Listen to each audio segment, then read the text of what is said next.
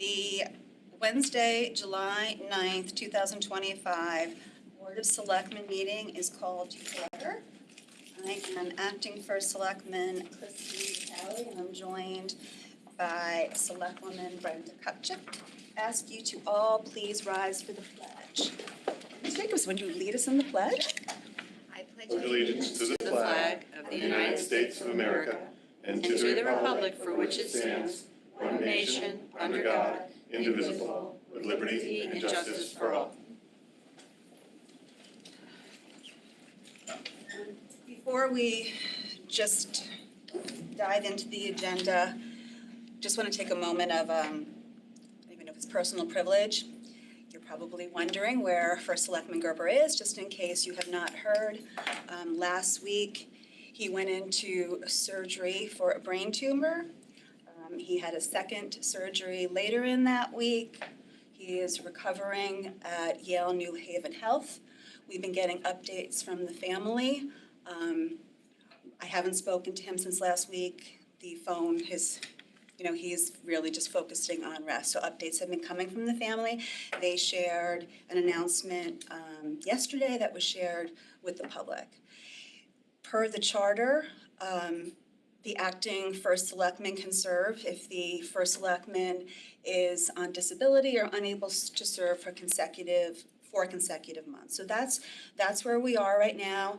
On his first day of office, Mr. Gerber designated me as the acting First Selectman if he was unable to serve. I never thought or hoped and wished to be in this position that I am in now.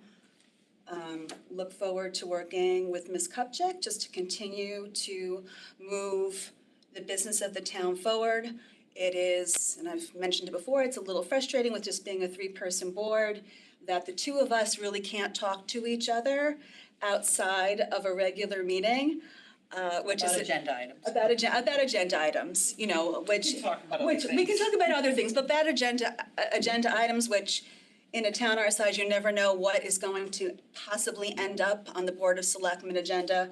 So we have been careful not to, break FOI. I did call Brenda when I first heard the news about Mr. Gerber, and I think that we all speak to this for the town and our staff and our community, that our thoughts and our prayers are with him and his family during this time. Everybody's pulling for him, and we hope that he is back soon. And with that, I don't know if you have anything to. I would just say that, obviously, we are all hoping that Phil recovers quickly. And I just wanted to be complimentary of you for stepping up. I know that's not something you were signed up for. And, probably, I would assume, taking a leave of absence from your job to do it. And, it's hard. I think it's not something our town, I think, has ever really grappled with. And unfortunately, kind of fortunately, right, we're doing this charter thing, and probably something we should talk about during our meeting about how that works, a little bit more in detail, because we really never have dealt with anything And, like this. So, and Bill could be back, sooner than, I don't have a date yet. And when I know, and we hear from the family and have more information, we of course will share that. Trying to be as open and transparent as possible, but also very much want to respect the privacy of the family and of the First Selectman as he's covering. Because we know Bill, and if given the opportunity, he would be on Zoom right now. Did check with the town attorney, and that really right now, while he is on a leave, that wouldn't really be appropriate. And that is not why he is joining us today as well. He's on leave. All right, so we're taking it, every one day at a time, and really just want to, again, thank everybody for their support of me, of the board, and of our community and the First Selectmen. And with that, let's get down to business. All right, we're first going to hear from the town librarian. To hear, consider, and act upon an agreement between the Fairfield Public Library and Spring Share for its product patron fund for a subscription to platform for sending SMS messaging and email regarding patron holds and overdues, as well as a set of services to help libraries improve communications with patrons. This approval includes the authorization to enter into renewals on similar terms and conditions. Do I have a motion? So moved. Second that. And we are joined by our town I think librarian. you read it very, very well. This is just how we communicate when someone's book is late, or more importantly, their reserve is in. So this gives it the ability, a lot of our patrons use this, they get it through text message. So you get a text message, stop at the library to retrieve your book. This was a service that came, that we do have with the current ILS, but is not as robust as we would like it to be, so this will actually improve communication. And it's well within that budget line. I know what Brenda's gonna ask, it's well within the budget. Thank you, Scott. All right, I think this is pretty straightforward. I don't have any questions. Any questions, Ms. Gupta? No. Any comment from the public? Seeing none, we'll take it to the vote. All in favor? Aye. Motion carries 2-0. Thank you. Thank you. Have a nice afternoon. Okay, moving on, Health Department. To hear, consider an act on authorizing the Health Department to enter into the proposed contract between the Town of Fairfield and Invalon for an initial term of 1 year with optional renewal terms upon mutual agreement, and to further authorize the Health Director to sign any documents in furtherance of said agreement. Do I have a motion? So moved. Second. And we're joined by Santina Jaronko. So Inovalon is the billing software that we use for our flu clinics to bill for flu, pneumonia, and COVID vaccines at our public health nursing office.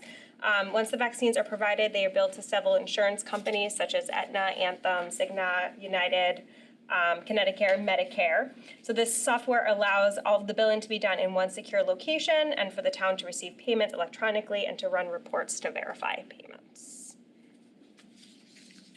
Any questions? Are we currently using this? Yes, we've had it for about 10 years. It was another name at some point, but we've had it for 10 years. And it comes out of our seasonal flu line item, and then whatever payments we get go back into that. Any comments or questions from the public? Seeing none, back to the board. All in favor? Aye. Motion carries 2-0. Public announcement, the health department does a great job with all different vaccinations. Yes. Yes. So, and it'll, I know it's the beginning of summer, but flu season will be here before we know I'd it. say my father just came down with shingles. And we were at the ER yesterday. So everybody should get their shingles shot, and I will be scheduling mine ASAP. Yes. Maybe even at the health department. Yes, please give us a call. Yeah, it's not nice. It is not, Not nice. it is not nice. So bad. So thank you for that public service announcement. Vaccinate, vaccinate, vaccinate. All right, moving on. Plan and Zoning Director, to hear, consider an act upon approving the State of Connecticut Department of Transportation acquiring property for traffic improvement at US Route 1, Kings Highway at Meadowbrook Road, and to further authorize the first selectman to sign any documents in furtherance of said agreement. Motion? So moved. Second. Okay, thank you so much. So this was a request from Connecticut DOT for, they would like to install a new mast signalization arm. And so this is at the corner of the senior housing development site, the existing senior housing in town, the McKinley. Sullivan McKinley. And so what they would end up doing is they would actually just require an easement to push back the fence that's located in the corner in order to allow for the mast placement as well as some of the equipment that they need, the control equipment that they need for that signalization. This went through the Plan and Zoning Commission for an 8-24 review, and they provided a positive recommendation to the Board of Selectmen, but ultimately it's your decision to decide to move forward with the easement requested by the Connecticut DOT. Any questions? How much of an easement are they looking for? It's kind of, I have the plans here, I don't know if you want to look at them, but they're, it's really just like a little corner sliver off of the corner of the intersection. sliver, like how much? It's actually really challenging to see, but it's Under just, feet, 50 no, feet? it's not, it's a 59-foot, but a really skinny shave off the corner, if you can see it, In relation to the building is, all the way back here. okay.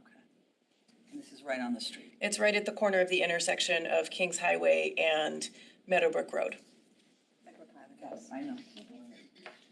That's not gonna interfere with it.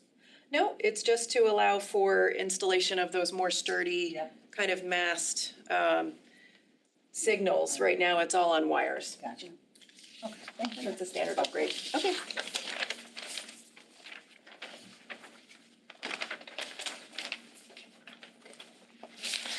And Tim Bishop is on vacation, so I'm on the next one too. Okay. Any public comment on this item? Seeing none, back to the board for a vote, all in favor? Aye. Motion carries 2-0. Filling in for conservation? He's actually online. Oh, he is? Oh, good. Jeez. Okay, excellent. Poor guy, he's in a hotel room. All right, number 6. Conservation Director, here consider an act on approving a proposed partial donation of land at 785 Oldfield Road to the town of Fairfield to be maintained as undeveloped open space by the Conservation Department, and to further authorize the first selectman to sign any documents in furtherance of said agreement. Can I have a motion? So moved. Second. Mr. Bishop? Good afternoon. Yes. You are on vacation. Brenda was right, live from the hotel room in Delaware. Can you hear me okay? You're awfully committed, Mr. Bishop. That is dedication. Thank you. Emmeline was willing to step in for you. Well, now that he's, gracing covers of magazines, he. Very popular, wildly popular. Thank you. Quickly, this project is based on an existing, a little over 2-acre parcel, privately owned, but adjacent to our existing open space south of Oldfield Road. The greater open space measures over 220 acres of the South Pine Creek area. This came to me as kind of a mutual benefit, working with the current homeowner, the Marion V. Brown Living Trust, and represented by Mr. Chip Marion. I worked with him to come up with an agreement and a lot split that would allow his existing parcel to remain conforming, and then donating 1.69 acres of the 2.06 acres to the Conservation Department and the town to remain as existing open space. The property is mostly inundated under tidal marsh system, so it's not buildable anyway. But I thought this was a good opportunity to acquire the parcel and add it to our existing open space, while mutually benefiting the current owner and tax relief. Parcel's obviously been undeveloped since the last ice age, and this has also gone before and been approved by the Planning and Zoning Commission, the Conservation Commission, and I believe last night it went before the Land Acquisition Commission, which I did not attend. So I'm requesting approval by the board to allow this acquisition to move forward. Any questions, Ms. Kupchak? Tim, is this is accessible to the public? Will they be able to utilize it? Yeah, it's underwater most of the time during the tidal cycles, but it is accessible from. I believe it's. I mean, you could walk in if you wanted to and had some high boots, but from Enos, is it Enos Drive on the west? There's anywhere really along that open space you could get in. So, other than just adding, are we trying to stave off overdevelopment in that area? What are we doing? Yeah, since the open space has been acquired in many parcels to create the South Pine Creek area, this is one that has not been added, and I feel it's a good time that the current owner's willing to carve out some of the property to add to our space, which hasn't happened yet. I think it's a good time to have that agreement made. Okay. Right. Good. Any questions from the public? Seeing none, back to the board for a vote. All in favor? Aye. Thank you. Thank you. Have fun, enjoy your vacation. All right, number 7, Board of Education. Resolved that the town of Fairfield authorizes the Board of Education of the town of Fairfield to apply to the Commissioner of Administrative Services and to accept or reject a grant for the new Timothy Dwight Elementary School project. And further resolved that the Timothy Dwight Elementary School Building Committee is hereby established as the building committee with regard to the Timothy Dwight Elementary School project. And further resolved, the town of Fairfield hereby authorizes at least the preparation of schematic drawings and outline specifications for the Timothy Dwight Elementary School project. Can I have a motion? So moved. Second that. We have Mr. Papa George with us to present this item. Good afternoon, everyone. So, as we have spoken several times, the Dwight project is moving along. The working group has been constantly working with Svigals, and this would just be lining us up for the next steps in the process. And the state would like us to have a building committee established so that when we start talking about reimbursements and going before them, we can show that we followed the right steps along the way, which is why we're asking for the building committee to be established at this point. Okay, so this is, for those that are not following along, they might be questioning, this is not exactly past practice in terms of moving school building projects forward. Typically, a funding request has already been made, so we're somewhat putting the cart before the horse in this instance. And when this request was made by the school district to put this on the agenda, that was one of my first questions. Mr. Papa George explained, as he just did now, that there are certain things that need to be in place in order for the town and the school district to get a project on the state list and apply for funding, hopefully to be getting a reimbursement. Given that these items require Board of Selectmen and in some instances RTM approval, and the RTM is not scheduled to meet in August, I believe, we're moving it forward in July just to kind of get those pieces in place. So when the other very important, Helps with the timeline. very, very important pieces come to fruition, we are ready to go and we are not losing time in the process. It's all about a timing, as you know, so this process would help us move the timeline along so that, as you said, we're ready to go as things come in. The state is gonna wanna know, like, we have the working committee now that's looking at the Dwight and other properties. The state, one of the questions that's gonna be asked from the state is, was the building committee involved or were they made aware of this? So we just want to show that we're being open and transparent and we're working together on all angles to make sure we're covering everything at this point. And do you mind, Brenda? No, okay. absolutely.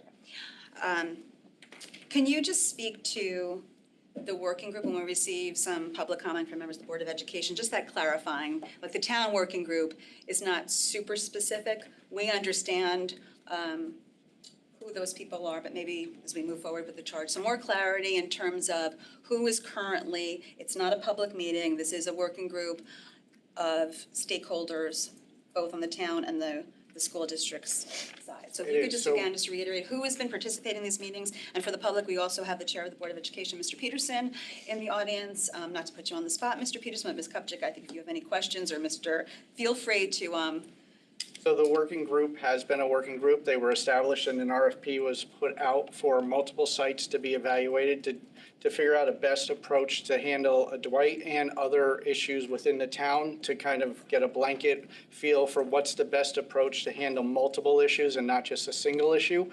It's been a working group, myself, the superintendent, Mr. Peterson, and I'm gonna forget his name. I'm drawing a blank on his name. Jason from the Board of Ed, and Eli from the town have been all involved with that, along with Sabrina from finance from the town. So it's been an all-encompassing group, not just a single side, and we've been working together through some issues. Like I said, we went out for an RFP, and Svigals was the awarded company, and they've been giving us routine updates, and they are preparing to present to multiple groups at later dates with what their findings were, what their recommendations are, and what the best approach to move forwards they feel would be for the town to encompass, like I said, multiple projects between ECC, Dwight, and senior, and the nursing, and so there's a lot of moving parts to that process. Can you just speak to a building committee is formed, and in terms of driving, we're going to be the next item on the agenda, so these two somewhat are work in concert with each other, that they are provided a charge, the role of the educational specifications in guiding the work. As you know, the role of the educational specifications are voted and approved by the Board of Education, drives the building committees it's kind of like the blueprint for what they're to build moving forwards, with what types of spaces, what we need to be able to accomplish, what we may be able to do within the building space.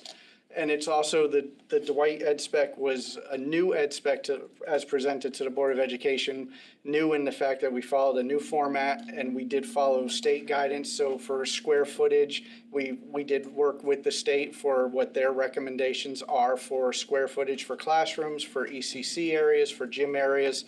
So we did follow the state guidelines on those measures as well when moving forwards. And then the board, it was presented to the board and voted and approved by the Board of Education. I'm going to yield the floor. Thank you for that. Thank you, Angela. So, Christine, you and I both got this email separately, I believe, from a PTA person from Dwight. So she's, because obviously this is coming kind of out of left field. I mean, the last meeting, our last meeting, Bill provided an update to the board saying that he wanted to wait until they had completed, I think, about a month or so. So my first question would be, what is this deadline that we need to meet to have, because we don't have a charge, we don't have anything. So we're not looking to meet a deadline per se. What we're doing is keeping the process moving without having to stop and come back for an establishment of a building committee. Or so as the steps move forwards, the state wants to see that there was involvement from a building committee and not just decisions made and then handed to a building committee and said, here, this is what you need to do. They want them to be involved in the process of designing the project, figuring out the best approach for the project. I apologize if you feel it's coming out of left field. I don't know who was made aware of it, but when the first conversations about the Dwight or the working group was established, we had asked back then that a building committee also be established at the same time as the working group to work jointly with the working group moving forward. So it did get delayed for various reasons, but now we feel that as the working group is preparing to receive a report in August, which is coming up, and the RTM isn't meeting till August, we feel that getting this so that they will be able to hear the report as well as a committee and know what best approach to take. Right, so the reason I feel like it's coming out of left field is because the first selectman literally just gave us an update a week and a half, 2 weeks or something ago, saying that he didn't feel they were there yet, and that he wanted to wait until the working group had completed, because obviously it's not just Dwight, it's the ECC component, Yep. which is nowhere in here. So, just to be sort of transparent about the whole thing, the average everyday citizen is like, oh, I thought we needed ECC space, that's why this working group was established, that's why $1 million was allocated toward it. Yep. So I'm just having trouble understanding why we couldn't wait till the working group comes back in a month and then have us approve in September and the RTM and all of that. I don't know how a month is going to throw us off our ability to apply for grants. I'm missing that piece. So we're not applying for grants, we're applying for state reimbursement through the Oscar program, And that is the deadline? and those have deadlines. What are those deadlines? I apologize, I don't have the deadline with me, but they only vote and approve projects during session. So as sessions close, then you cannot apply until the next session opens again. But the legislative session is closed. It is closed, but it's going to open, and that's, we want to be ready for when it opens, that we will be able to In the fall. get on there. It opens in the fall, but in order to get to that point, we will need schematic drawings, we will need the building committee established to start working forwards with that information. We're gonna have schematic drawings by, We're working for, that's why we don't want to delay any project. We want to keep this process moving as quickly because as we my can. understanding is that the governor signaled that he would open up a special session Yep. for specific, obviously the vetoed item, the housing bill. But, I mean, what guarantees do we have that they're gonna be bringing up this? We don't have guarantees, but we do have a working relationship with legislation that has said that they are willing to Because work that's really, on I us. mean, from somebody who served in legislature for 10 Nope. years, I just wanna tell you that that is highly unusual. Because we would scramble toward the end of the session, Yep, to get. and I would work closely with the superintendent and you remember, and the staff, trying to figure out what you guys needed so we could put it in and get it all ready before the end of the Yep. session. So now I'm confused because in 10 years, I never saw it come out like, oh, we're just gonna throw this out in a special session that may get called at some point. Well, and I think that may be just why we should do all we can, being that we don't know, there's uncertainty about what's gonna happen in this special session. We wanna do all we can on our part to make sure that we've got the resources available, that if there's an opportunity for special legislation to move this forward, that we're not saying, oh, we can't do it because we don't have a charge, we don't have a building committee set in place. But And I they think need that- schematics, I think that by though? They need- taking action today, we still have to go out to the public, ask for volunteers. We need to approve members of the building committee. Per state statute now, the Board of Education chair is automatically a voting member of any school building committee. You may recall, I have conversations, which is why we wanted Mr. Peterson to be involved in the town's working group. So he's really the Board of Ed and Mr. Papa George in terms of representation on the work that's been done thus far. But now we're really getting at the point where the first selectman reported that we should be getting more information from Svagals in August. That timeline is still on target. And then information would be really, it would go back, the Board of Ed, they've already voted, and I totally appreciate, and I don't want to be a broken record in this, because I feel like we've had this conversation at this board multiple times, that there is an approved an approved ed spec and an approved capital request for a new build at Dwight that was approved a year ago, and it didn't move forward. And we wanted to get more information on what the actual costs would be, because as you well know, it fits into the 10-year capital plan, and how much this project affects other town projects and other school projects. So once this information comes back, I did have a conversation with the Board of Ed chair in terms of next steps for the Board of Ed, and I know, Mr. Peterson, not to put you on the spot, but I'm gonna give you the opportunity of what you envision, because this is new, and wanna make sure that there's an understanding of next steps. Well, sure, and as you recall, that was a large portion of my conversation with you on Thursday, Friday. We are obviously in kind of uncharted territory. As you've mentioned, this is a process that we've never undertaken in quite this way before. I know that Mr. Gerber has said repeatedly, both in public and in the working group, that he is interested in his want to build anything the Board of Ed does not want. He wants to make sure the Board of Ed has a chance to approve what the working group comes up with. Not entirely sure what that is going to look like, but I have put my members on alert to try to make sure that we can get them looking at the Svigals report when we get it, so that we can process it alongside the work that we've already done. One thing that I will add about the building committee that I think is kind of important. Mr. Poggeorge is right. I remember him talking about this in February, assembling perhaps a rump working group of just me and him for the purpose of holding public meetings and connecting with the public and getting those updates out there. The working group is kind of, I think it's doing what it was created to do, to be nimble, to meet in a very flexible fashion. But we're very near a point where something is going to be recommended and discussions should probably start taking place in public. So in terms of, I don't know if that answers your question in terms of notification from my board. I think we're going to have more discussions about how my board is going to interface with Board of Selectmen and Board of Finance as we go through this process. But as I said, I'm putting my people on alert that this is something that I want to make sure we don't lose any momentum about. And we'll have that discussion as soon as we can. And I'll just try to keep channels of communication open between us and other town bodies. So can I ask, I'm just trying to get my head around it, because to your point, I mean, it's unconventional.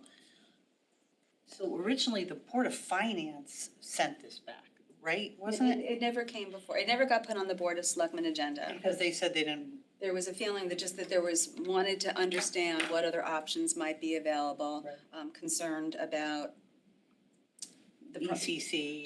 Just the price, and there were other town properties, and, our board made the decision to approve, get the ball rolling with the $1 million funding to look at just other school sites. And for the Board of Education, they had done a lot of this work, but it just is another data-driven point of what options might be available to them, not only for Dwight, but I think there was concern about Jennings and other school renovation projects, not necessarily looking at just this project, but how But the cost, the ECC, the cost of this project, Right. and how it would affect How does it fit in? other things on the waterfall. And when you're talking about the ECC, which is somewhat of a new conversation from a building perspective, we didn't talk about it really that much for Holland Hill and Mill Hill, but is it one ECC with 10 classrooms? Is it 5 classrooms attached to an elementary school? Are we adding on? And there's different reimbursement rates depending on how you build. Now we're not deciding that today. That is the work, on the record, that is, the Board of Education decides where children go to school.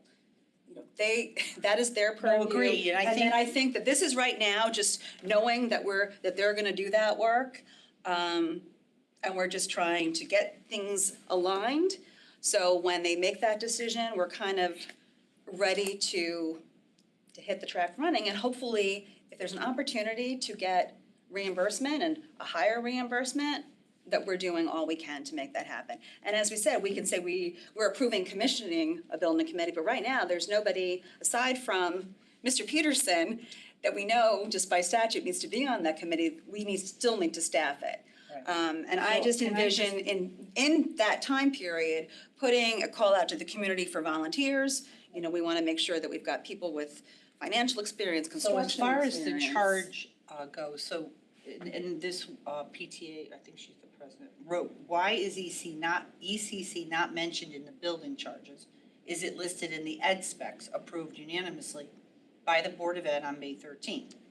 Minutes attached. The answer may be as simple as the approved ed specs don't say Dwight Elementary School plus ECC. They do. They say ECC. ECC, yes. So I think it says here, I'm concerned that they may not be included in the town working group, which is mentioned several times in the charges, but not an official voting body in the charter. So I think we got a few emails on this, and I'm actually a little concerned about it too, because the whole discussion was to address Dwight and ECC. And now we're having a building charge, it's just Dwight. Well, if I can just specify what the recently passed ed spec says, it says the Dwight Elementary School project includes initiatives to relocate a component of the district's early childhood center to the new Dwight, as well as relocating 2 classrooms of the district's complex learner cohort program to the new Dwight. So it does say that in the Board of Education passed ed spec. Now, I mean, to your main point, Your ed spec. the Board of Ed passed ed Correct. spec. Okay. I mean, to your main point of what the working group is doing is there are multiple scenarios that they are in the process of evaluating. We have not seen a final report on that yet. I will say the advantage of kind of doing a Dwight-focused building committee, as far as I'm concerned, thinking about it, is that in pretty much all the scenarios we're doing work at Dwight. We are doing work at Dwight, one way or another. Whether there's an ECC or not, like those are scenarios that CV Giles is working on. Whether ECC is at a completely different site. So, moving forward, I mean, you can certainly, I will participate in whatever you pass. But like discussions about where the ECC, the Board of Ed has made a call, but the CV Giles report is going to have information about other scenarios that other boards in town may want to consider. So you might have to amend your ed spec after Segal comes out with their, and everybody has conversations. Well, ultimately, if you may remember years ago when this happened with Mill Hill, we did have to, the Board of Ed passed an ed spec that was not funded by other town bodies, and we had to amend that to conform with the level of renovation that we were doing. So that is possible that would be a thing that we would do, but again, that's kind of in the hands of other boards. I think we have made a case and we'll continue to make the case for what we prefer. We'll see what the Svagalis report comes down with. We will see what discussion we have when we see that, but these are the documents that we as a board have passed. So These will be the documents that'll be guiding if we set the building committee. Concern is that we are not also establishing something for the ECC. That we're doing Dwight, which is great, but I don't want us to just forget. So are we missing out on the same funding you're speaking of if we're not establishing an ECC building committee? Because now we could miss out on money on that. So I know one of the scenarios that were discussed, or maybe somebody shared at a meeting, that 10 ECC classrooms at Giant Steps. So that might happen. So why aren't we also doing that? If it's imperative that we have stuff in place and have these mechanisms in place to be able to potentially reach a possible special session that we have no idea if it's gonna even happen. Could happen in September, October, who knows? There's a lot of arguing going on up there about this. So I'm sure the arguing's not gonna just magically go away real quick, but I am concerned that we're leaving ECC out of the bag. And if we feel the same passion about wanting to capture some money, we could also capture money with that. So the belief was, when we worked on the charge, was that the ECC was covered in the Dwight charge because of the ed specs. And if there's a decision made down the road that ECC at Dwight is not the option, doing a 10 classroom separate building somewhere else, we have the ability, as you know, we are working through with the town for Mona Terrace as temporary housing. We do have some temporary space for ECC housing, so we have some stretch room there, whereas Dwight, we really feel is a school that needs to be renovated and it should be kept on the moving forward process. Dwight, again, we could decide that we're going to do 5 classrooms at Osborne or somewhere else. So there are some changes there, but it gives us the opportunity that if the ed specs are followed to the way they are written today and approved today, that Dwight and ECC are covered within this work, within the building committee. And if there is a reason to go back and separate them out for whatever it comes out of this August meeting, then at that point, we would be before you again to establish a building committee for an ECC program. But it may be to establish an a Jennings building committee with an ECC or an Osborne. So there could be some other options that may come out of the working group. But right now, we feel that the focus should be on the Dwight, because that is where the concerns have been raised and have continuously been raised. Ms. Cook, just so you know, this request was made by Mr. Papa George. This was not something that I elected to put on the agenda. No, I understand. I just, And just for the I also, like, again, I don't have an issue with any of it. I support all of it. It just seems a little off to me that our first selectman just said less than 2 weeks ago that he didn't want to do this yet, and then all of a sudden we're doing it. So I'm just trying to be respectful of that and trying to understand how the whole puzzle pieces fit. Because ECC, you know, if you're going to, if those kids have to leave Dwight, where's ECC? Like, all of it to me, and I think the board has been discussing this in tandem. This has all been in tandem, ECC, Dwight, ECC, Dwight.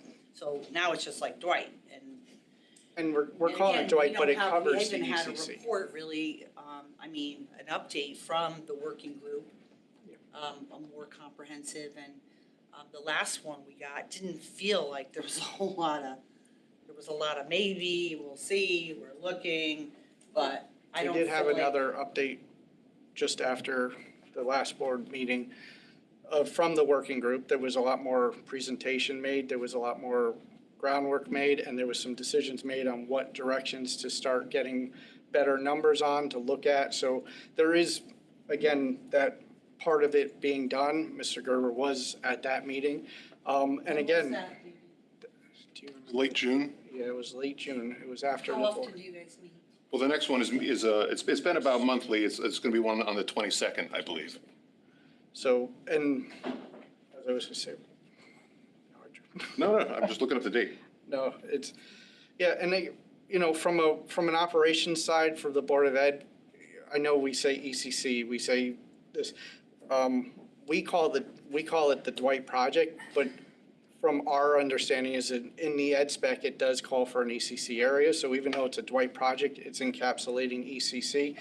When we discuss through internal operations, any issues or concerns that happen up at Ward High School at ECC, my team is dispatched to Ward to the ECC. So it's not, we don't call it under operations a separate building, even though, because it's part of the larger picture of the building. So I apologize, maybe when we wrote the ed spec, or the charge, I should say, looking at it from an operations window, it's part of the Dwight project. So it's not, there was no separation of it. There was no intention of saying, well, this is only Dwight project. It was the Dwight project, which includes the deriving directions of the ed specs, which include the ECC area in them. You mean the charge? The charge, yes. So you're saying it should say something? Well, it says that the Dwight, it calls it the Dwight project, But I but don't it's see written. ECC in here. It's in the ed spec is. The ed It's spec the ed spec, but is- not this. It's Yep. not in Yeah. here. Says the building committee shall be guided by the educational specifications developed by the Board of Education as revised and approved, and made part of this charge, along with any reference documentation cited therein. I mean, that is going to be the guiding document, not debating maybe the language that we did on the agenda could have been different, or we can change the language when we get to voting on the language of the charge if we want to take out elementary school so it's the Dwight campus. It was really, I don't want, on the record, like, commitment to the ECC, it's still there. I think that the more robust discussion on that topic is gonna come after the Board of Ed meets again, or just says, move forward with what's already been approved, and we have this conversation, we get the funding request before the boards. Because really, we can approve this and discuss this for the next half hour, but without the money, this isn't really gonna be moving very far. And just, I want to specify that the Board of Ed did not ask for the working group process. Right. So I want to be clear on that point, so, yeah. I'm very aware of that. How do you ask the state for a placeholder when you don't even have a project? We do not have an established project yet, which is why we're here today to establish the committee so that we can start moving to put the pieces together for the project when we move to the state for referral and asking for the project to be approved. I mean, I'm not gonna stand in the way of this. I personally don't think you'll be ready. I don't see how you possibly can unless y'all just do this 24/7. Honestly, it's a lot of work. It is. And we don't even know what we're doing. I mean, I thought that should have probably forged ahead months ago, but, it's either here or there. So maybe, all right, so right now we have the item number 7, which is just this discussion, then the next item is to actually approve the charge. So maybe that's where we'll have that Yeah, we can talk. piece. Any more questions about number 7, Ms. Kupchak? No, do you? All right, well, thank you, gentlemen, don't go too far. We'll take it to the public for a comment. Number 7. Slow down, girl. Oh. Been dying to get up here. No. Hi, Jen Jacobson. I'm also a member of the Board of Education. I'm going to stick to your agenda item that's before you, which is the resolution to allow for us that's statutorily required to apply for the reimbursement funding. I did supply a written comment to you both, extensive on various aspects of both this agenda item and number 8. On this agenda item, it's pretty simple. I think that you should remove the word elementary, which is no harm, no foul. That keeps it open for anything that may happen in the future, but is inclusive of what the unanimous board has already spoken on. And that is, in fact, including an ECC. Looked at other building charges in other districts today, like the Long Lots Elementary School just said Long Lots School Building Project. Didn't have elementary, didn't have early childhood, didn't have high school, didn't have anything in it. So if we just remove any reference to the word elementary in this resolution, that leaves it open and encompasses what we have already voted on. That is inclusive of early childhood space, that allows for us to then apply for that extra reimbursement of 15% that the legislature just passed when you're doing an elementary renovation or new build for early childhood space, and also some additional funding for the special education programming funding. So that is my advocacy today and request. It doesn't do any harm or any foul to this piece of it, and I'll reserve comment for the next piece after. So thank you very much, and also just thank you for moving this forward. I know it's unique timing. But we are under a time constraint, so thank you for your consideration today. Thank you. Any other public comment? I'll be brief. David Krasnoff, also a Board of Ed member, but I happen to be a Dwight parent as well. I do want to thank you for putting this on the agenda. I do think it's time to have a building committee. Not only has the Board of Ed been a little bit in the dark about the process, the community's really been in the dark. We sat at a meeting and Mr. Gerber promised to have more transparency, which some was in terms of a website, but I really feel a building committee would give a lot more transparency, especially to call the parents at Dwight, so it's important. I also echo what Ms. Jacobson says. I do think elementary should be removed. When we originally voted, it had an ECC. The ed specs also has an ECC. And there was a much bigger plan to the ECC. Now that everything may be starting back up with racial imbalance, that was part of our plan, was to move the ECC over to Dwight from Stratfield to free up some space. So it is part of a bigger whole, so it is important. Thank you. Anyone else on this item? Take it back to the board. So do we want to make an amendment Would to? you like to make that amendment? Sure, I'd like to amend item number 7 to remove elementary 1, 2, 3, 4 times in the item. I'll second that. Any further discussion? Take it back to the public on the amendment.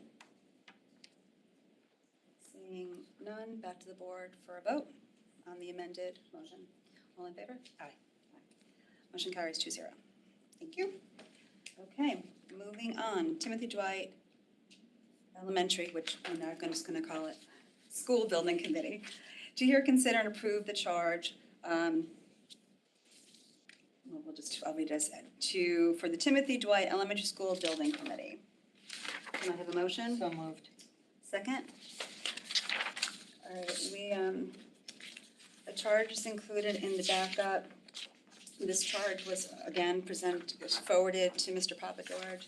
I did do some editing, really just to align. I looked back at the charges of Mill Hill Elementary School and Holland Hill Elementary School and just added some language to align with past building committee charges. I know we did receive some questions about the town working group. So I'm gonna just, before we get that, I will open up the board for any questions or comments on this. Right, so I'm trying to, this woman wrote. I think I gave you the hard copy of it too. No, I have it. Okay. No, I'm just, trying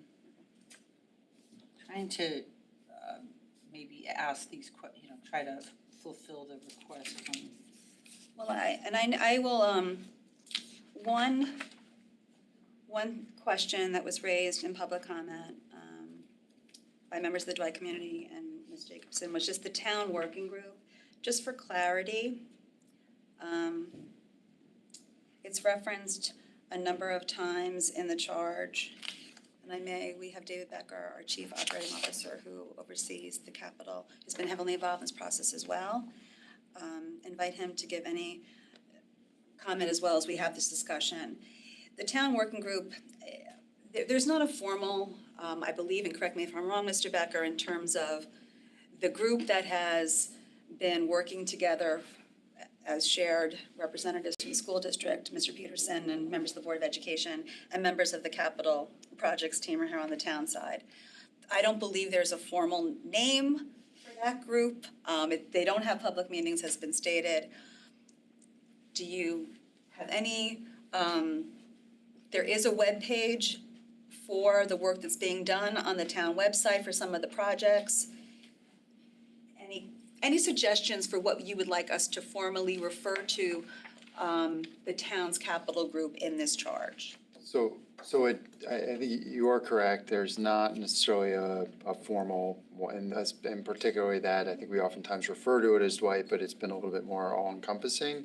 It has been centralized out of the capital projects group itself, so you may be able to, if not necessarily calling it the working group or the Dwight working group or something to that effect, maybe as this evolves and has input from it would be more the capital projects group, which is in the operations and capital projects department, but there's a group of project managers supervised by somebody. So that's kind of where, as things evolve, we'll assign it ultimately to a project manager internally to monitor. So, when you get 6 months from now, perhaps that may be a better fitting title than referring to this group. And just, again, this is new, and we discussed this during the budget process in terms of this capital projects group and the vision for it being able to potentially support both town capital projects as well as being a resource for the school district for school building projects and capital projects. Right now, building committees outsource a lot of project management to outside vendors at an expense to the town. The thinking was that by having in-source resources, building our own internal expertise, those project managers are more heavily vested in projects that are theirs. Ownership, hopefully the cost will be less. So this will very much be a synergy moving forward. The Dwight, we don't have a plan before us of what that's going to look like, but when the Board of Education discussed this back last year, when they were talking about a new build, there was discussion of building on the current field that would require other work being done. So I think that very much in the spirit of working together, maximizing the town's resources, maximizing taxpayer dollar, there does need to be, I think, a synergy between the capital group on the town side, and the building committee and the Board of Education. Want to make it, in my understanding of this charge, still, this building committee, as in past building committees, would report to the Board of Selectmen. We are the appointing body. They would report through the Office of the First Selectman. As in the past, at the Board of Ed's educational specifications is going to be guiding the project. So as this project moves forward, and if there ends up being issues by the building committee with the building, very often building committees have had to go back to the Board of Education for guidance, revisions of ed specs, very often driven by just once you begin build, things change and you learn more, and often just budget sometimes drives some of these decisions. Not to get too far ahead of yourself. So if just a friendly amendment, really just to replace town working group with capital projects working group in the charge, just to give more clarity. And then for the public and if the building committee moves, the building committee moving forward, they would know who on the town side, if they have questions or need resources, who to go to. And the school feasibility study that's now being handled by this group, Mr. Gazal had reported that as the reports start coming back, those documents are going to be posted on the capital projects webpage, which I know is still being worked out. And I say this very much appreciating that it's all new and it's, it's still, we're all working together to kind of work out the logistics of it all. That was one item. I know there was also questions about the paragraph that, in addition to the tasks and responsibilities as outlined above, the Dwight School Building Committee will formally requested by the town working group, develop scope, design, cost, and schedule studies as may be necessary to assist with land development on the current Dwight Elementary School site. If necessary, the Dwight School Building Committee may retain such additional design, estimating, consulting, and technical support as may be required. If such a request is forwarded to the building committee, the committee may request additional funding based on their interpretation of the scope and cost of the additional site development. Mr. Papageorge, can you just give us a little more what you were thinking with this paragraph? So as you know, Dwight site is a very complex site with multiple layers and multiple levels, from the street level all the way up to the playing field level. Not knowing what the ultimate project is going to look like, there may be opportunity to recover or replace some field area with other field area, or building off of a tennis court area. So there's multiple areas up there that could be, and at the end of the day, be utilized by other departments as well, Parks and Rec and the school itself for a playing field. So that's why the scope of that is kind of vague for site development. You may remember from the Parks and Recreation Master Plan that there's some things on the Dwight side that are part of that plan. Yeah. So I had a question about this, and I reached out to Mr. Papageorge. It was not necessarily that the capital working group would be giving guidance or directing decisions made about the school building, but more about other projects on the site that really are town, more overseen by the town, such as playing fields, if there needed to be any sort of access road. We felt that this gave the ability to expand the scope slightly so that, as you said, a project that may develop out of the Dwight project could be established and could continue to move forwards. Our ultimate goal with the charge was to make sure we don't hit any stumbling blocks where we're going back and back and back to get reapprovals, so that the committee has the ability to continue moving forwards, continue requesting wherever we can for funding availability to keep moving. As we all know, the charge as updated, I know in the wording could possibly need to be cleared up because it says by the working group, but the charge would have to be amended by this board, not by the crew. So any change to it would come from a vote at this table.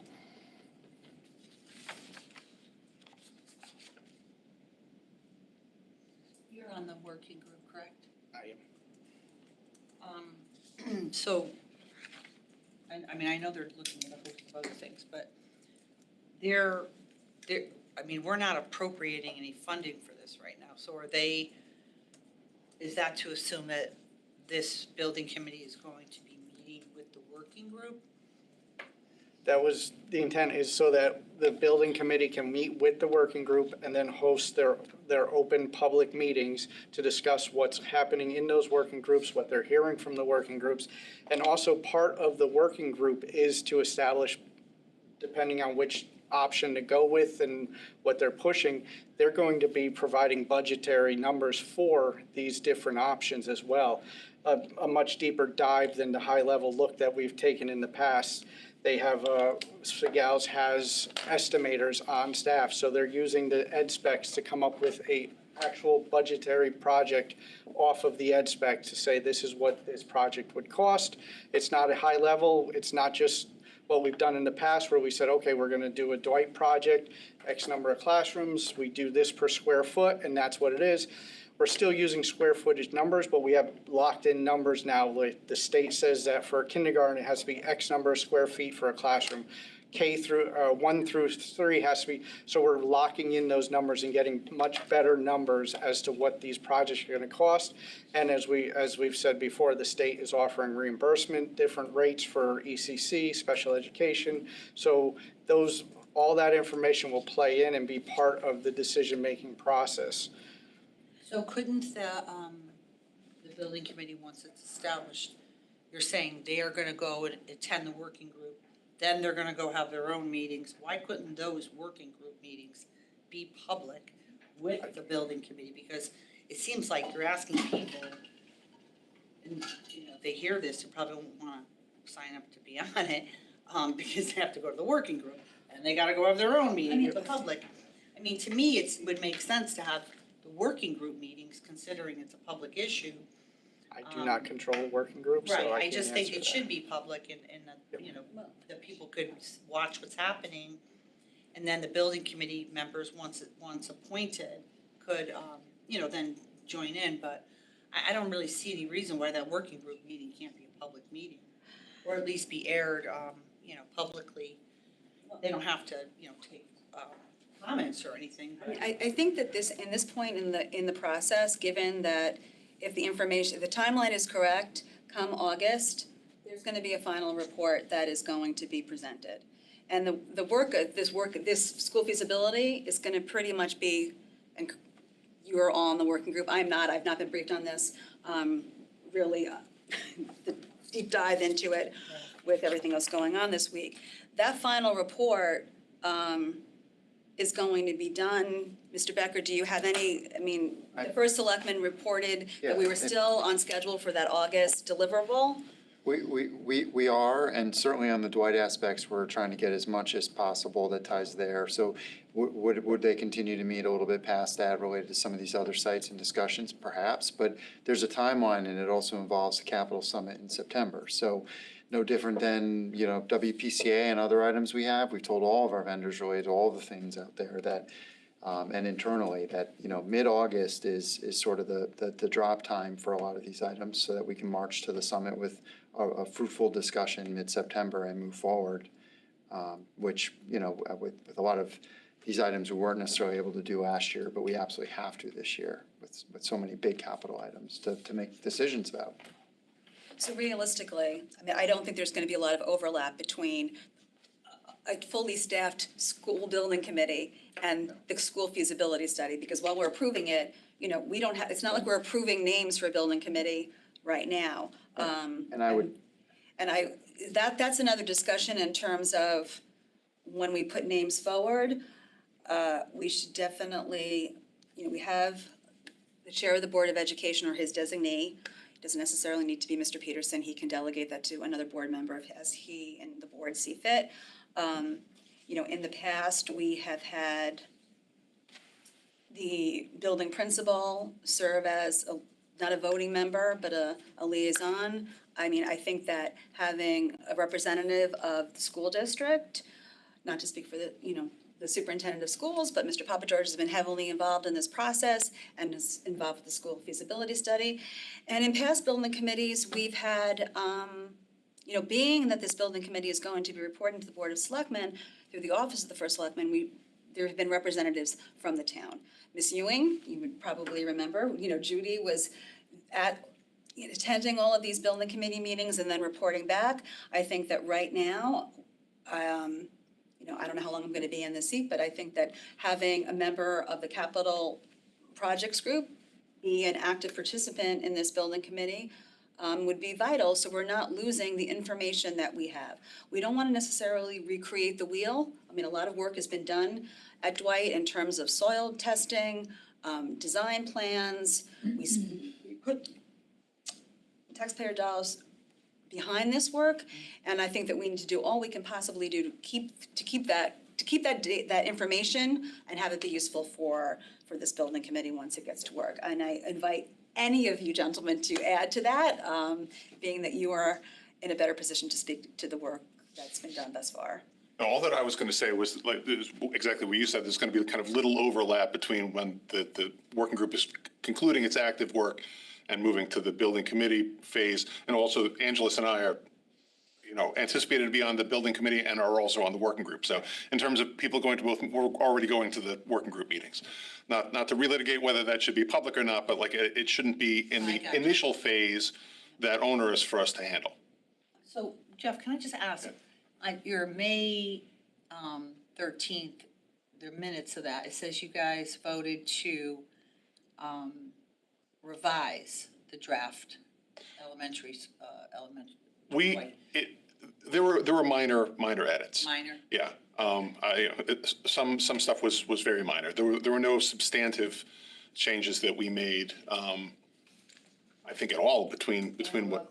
I was going to say the clock. I don't want to get silly about it. Whether we have analog or digital clocks. It was at that level, and there was some water fountain issues. And a couple of typographical things. So it was not. It's amended, but it's not substantially different than what our facilities committee presented to us. Okay, very good. I believe another comment that we had is right now there's a sentence, the committee shall meet monthly. There was a suggestion to add the working group or the building committee for the charge, just getting back to the charge, that the committee shall meet monthly yes, and just add the language or more frequently if needed. If there was, or say at least monthly.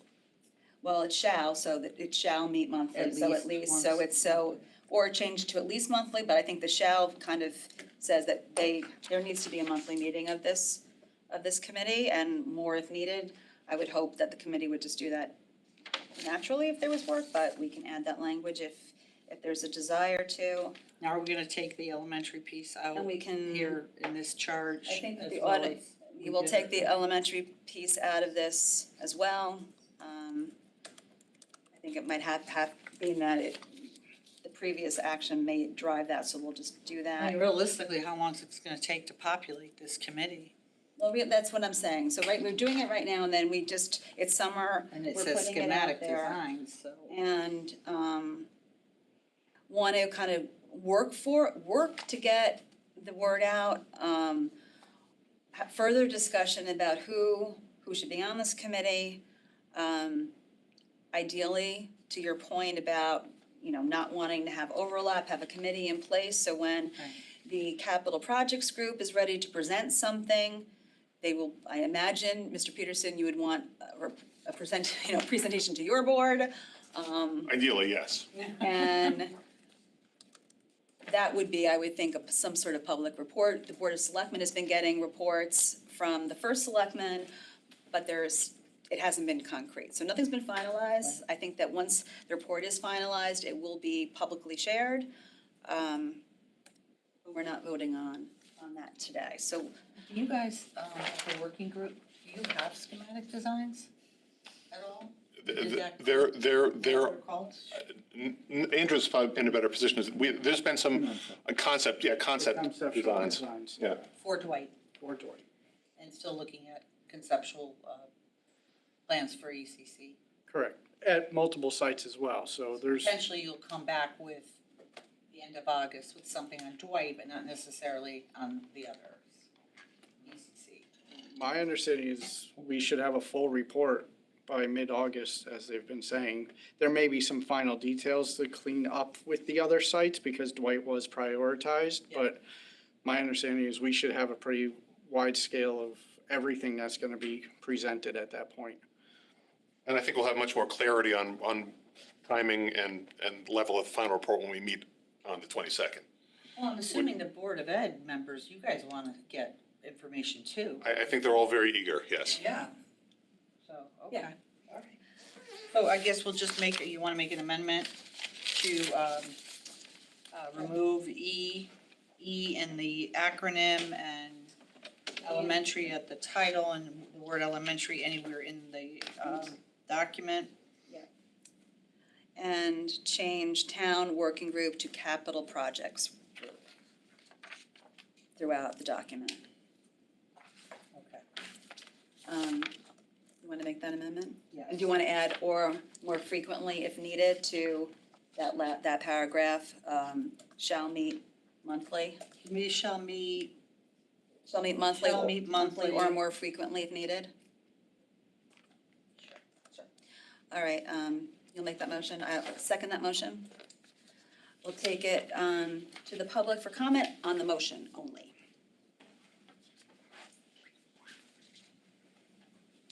Hi, I'm Lauren Efren, 241 Burr Street. I'm the one who You're the one I'm studying your document very closely. I've been following this closely for a few years now. And as, things have evolved and sort of this new process was established in October of last year, it's been unclear, at least from the public's perspective, how we can follow along. Everything has sort of been in the dark. And there's been reports given both here, which I've followed throughout the year, as well as at the Board of Ed occasionally. But it doesn't really feel like that town working group has been open and forthright with their process. And so it's confusing, to follow along. And my question just in regards to number 8.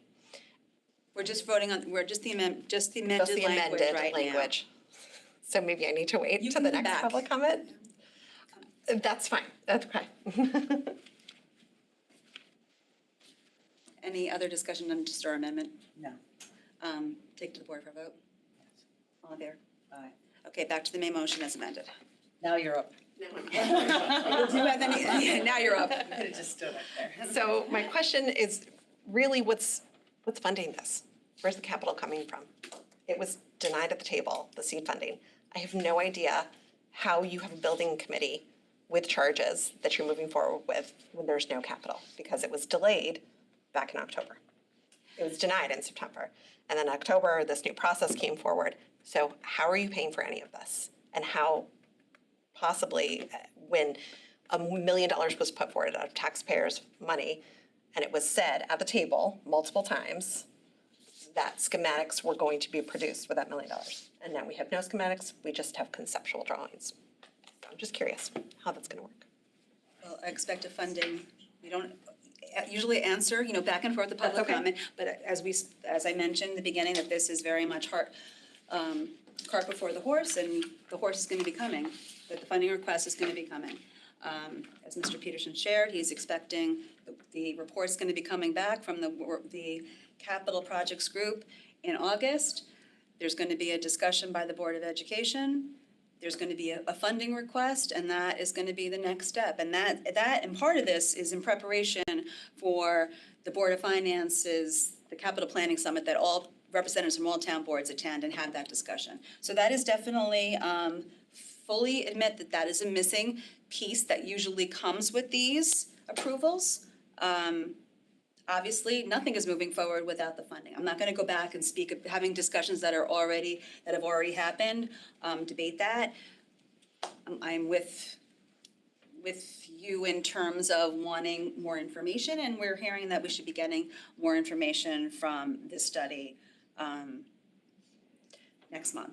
And while $1 million was adequate, I just want to, in terms of the allocation, I don't want to lose sight of the fact that there is work being done that is valuable. It's not that the money is wasted, and that work would have been done by a building committee if the seed money had been approved as originally. But that work would have been transparent, the public would have been able to follow along. I'm just saying. I know, you've given your, and I don't want, I'm gonna stop engaging back and forth. I don't want to set bad precedent. But I have in full, my other concern here is really the overlap of the capital projects group and the work of this committee. That has never been done, to my knowledge. I've looked back at Mill Hill building charges, and there's no mention of a third outlying party. I don't understand how that, if it's not in the town charter and it's not been done before, how they are supposed to report. I thought it was to you, to the Board of Selectmen first. So how are they taking the work that they're doing in the building committee and consulting with I guess this overlap is just, it's confusing for me as a member of the public to follow along how that's, if it's not an official part of the town charter, it's not a voting body, they're having meetings that aren't public, they have no agendas, they have no minutes. Here it says the building committee shall review the report submitted by the working group prior to going out to bid. So, Angeles, can you just, I'm sorry. Sure. Can you answer the question That was about really- the schematics?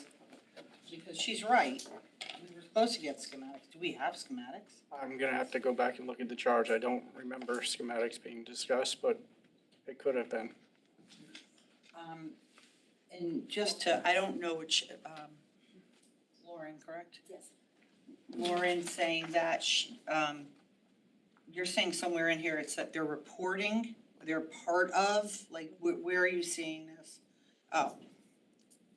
If formally requested, in addition to the tasks and responsibility as outlined above, the building committee will, if formally requested by the working group. So are they controlling it? Right. That seems That's strange. curious to me because. Yeah, if requested by If the working formally group. requested by the town working group, develop scope, design, cost, and schedule studies as may be necessary to assist with land development on the current Dwight Elementary School site. So they would only have, sorry. Now, this is. No, it's helpful, I don't. No, this is, I mean, if we want to add clarifying language of what land development, Well, I think what she's pointing out is that it's sort of making this committee have to go Subservient. through a town working group as opposed to having their own So the updated. anonymity. The updated charge would be that the group would make that formal request to the Board of Selectmen, in which the Board of Selectmen would vote to change the So should we- charge. Oh, you mean this is just a temporary charge? Well, if formally requested by the town, if formally requested. in addition to the tasks and responsibilities outlined above, I'm just gonna say, building committee will, if formally requested by the capital projects group, develop scope, design, cost, and schedule studies as may be necessary to assist with the land development on the current Dwight Elementary School site. If necessary, the building committee may retain such additional design, estimating, consulting, and technical support as may be required. If such a request is forwarded to the capital projects group, the committee may request additional funding based on their interpretation of the scope and cost of the additional site development. This doesn't make sense to me, and here's why. Because the working group is supposed to be developing this scope, they're supposed to be scheduled, they're doing studies. So she makes a fair point, it doesn't really make sense. Because that's what they got the $1 million for. If I can add very quickly, one of the things that I kind of have an issue with this clause about is that the working group is kind of a nebulous group. We don't have a chair. We don't take votes. Right. So in like, who would speak for the working group in that kind of context is a little problematic. So I think you're right, and and I'm glad it was brought to our attention, because I think that we're establishing a building committee, we have no money, we have no schematics. That's very, very offline. Okay, so we're doing that, and I'm willing to do it, but I do think we should change this part. To Jeff's point, I think it is a little bizarre to have this committee, waiting for, having to sort of taking their direction from a working group. Well, I mean, they're gonna share the information with them. They take their direction from the Board of Selectmen. They're gonna take their direction from, let's face it, they're gonna take it from the funding bodies. Because if the funding bodies say, that's great, you put together this whole thing, we're not funding it, or we're only gonna give you this much. So I think we should change this. I don't really know. The committee will, if formally requested by, so it's almost using the building committee. I think that the working group should hand over whatever they have, meet, jointly for a bit of time. And then whenever the building committee needs the working group, after they've handed all their documents and their studies and everything they've done, if they need some assistance from members of the working group or consultants that are associated with the working group, then they can always request that. well, and The other way. I read it that this is the other way, that Yes. we have a building committee, the building committee I think what has she the ed said, specs, if they're formally requested, they're so it guided. should be We'll just, that the building committee requests the working group. no, but this is my understanding, and the building committee is overseeing the building of Dwight, the renovation, whatever it ends up being, new Right. build Right. of Dwight. At the same time, there might be the capital projects group building a field. And the two projects might be happening, and correct me if I'm looking again, this is all new here, correct me if I'm wrong. If they're building a field, there might need to be some coordination between the two. The capital projects group may be like, we're building this field, we need this information. Rather than us go to the town boards, being that you're already established, you're a public group, can you give us Well, I this don't think they're information? gonna be I'm gonna let building Mr. Becker speak, because field. I'm like kind of guesstimating a little bit, just based on conversations with Mr. Papageorge. So your vision, and I know that you didn't write this either, but No, but I think you've got it. I think it's being perhaps read or interpreted one way, but it's actually sort of the secondary piece, which is more it's not so much the working group wants this handoff. There may be a window we talked about where this group is looking at other sites and there may be discussions, but at some point this moves to a building committee. And then the town has a capital projects group, and that group is staffed with, project managers who some of them have engineering backgrounds or PEs and are dealing with things like fields, access roads. There's a number of things. We still haven't settled. Is this going to be, trying to, build a new, septic system or some sort of sewer tie-in? I mean, there's just numerous things that might be more town-type focused to collaborate. At the same token, and it'll be for the committee, and probably the boards at some level to decide, but we have been working on staffing internal expertise in a way that we used to not necessarily have in the town.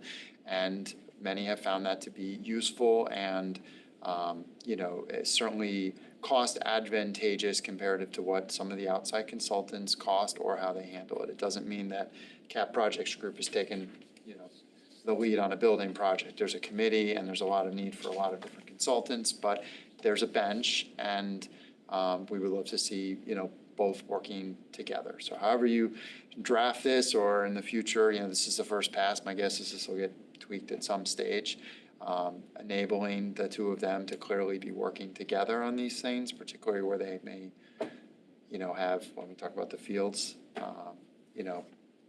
very closely together. However it's written, we defer to you guys.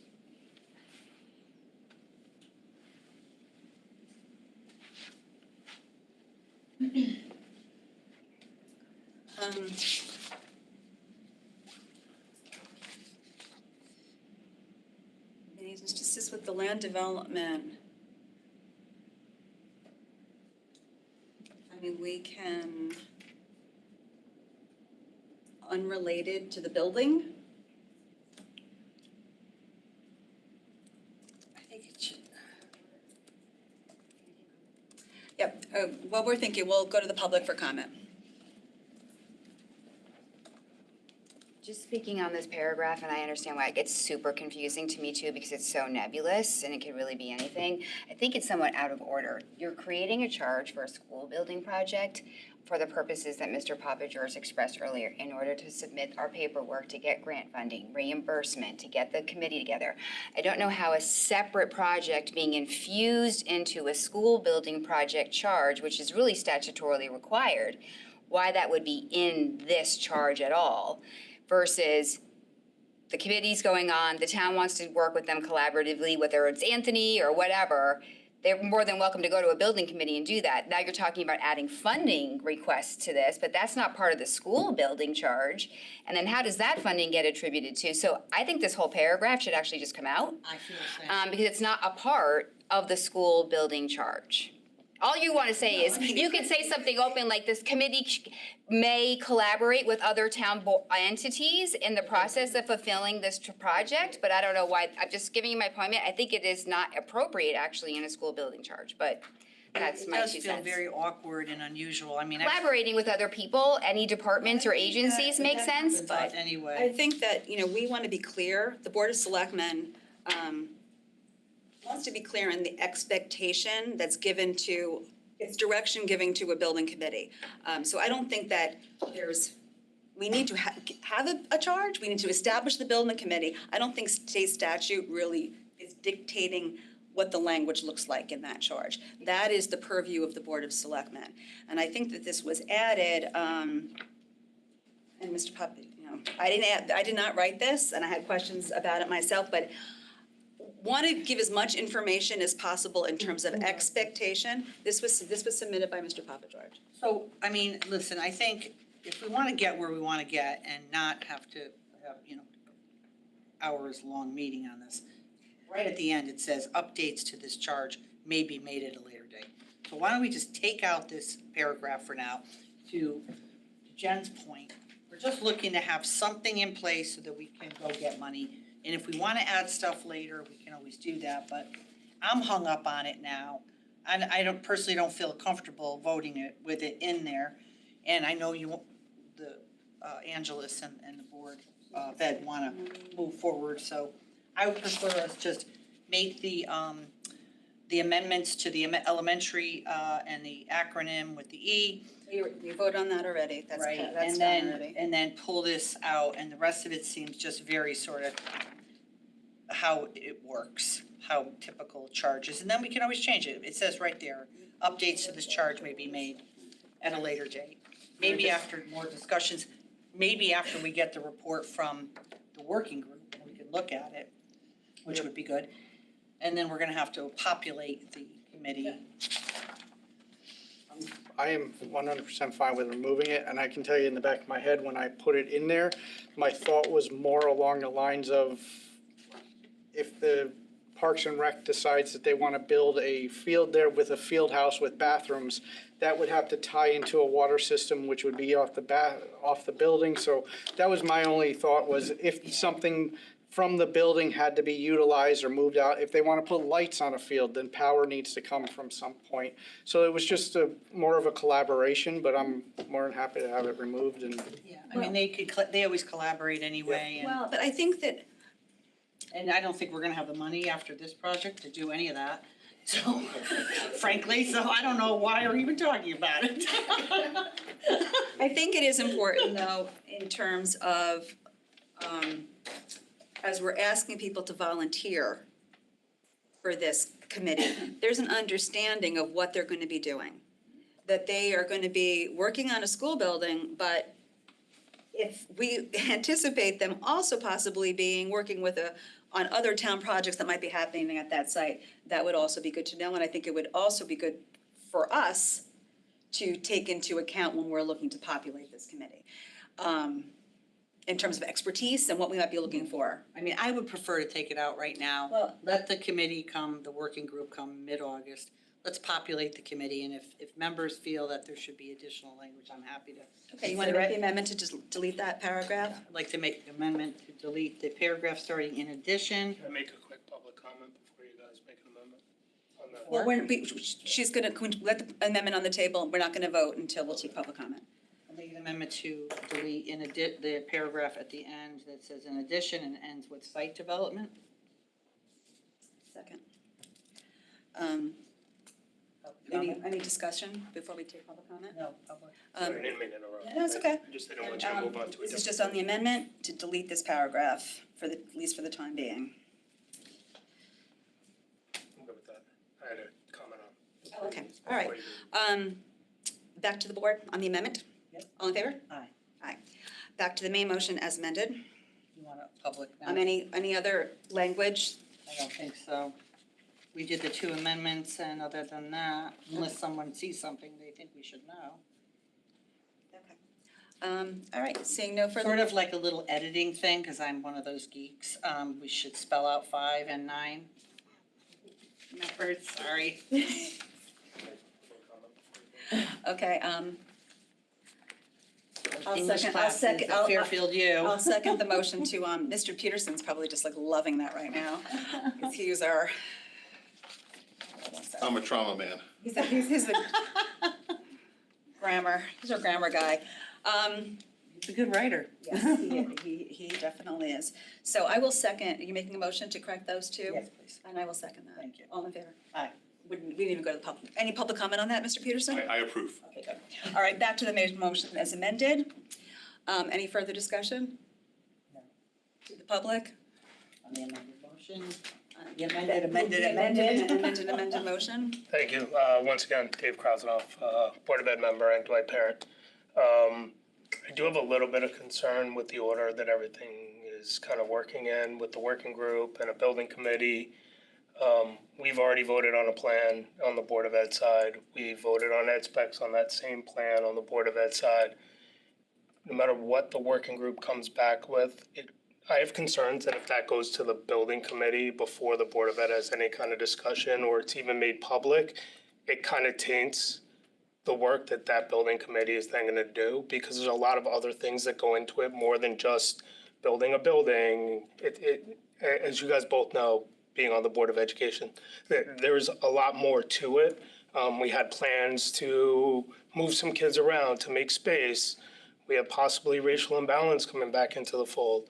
There was a lot of long-term thinking in our original plans versus just building a building. So hopefully, the town keeps that in mind and we don't put the cart before the horse, because we can design a beautiful building, but if it's not gonna work for us in terms of an educational standpoint, it's kind of gonna be a waste for the building committee to even see that and be interested in that plan, whether it's 2 sites, 3 sites, 8 sites.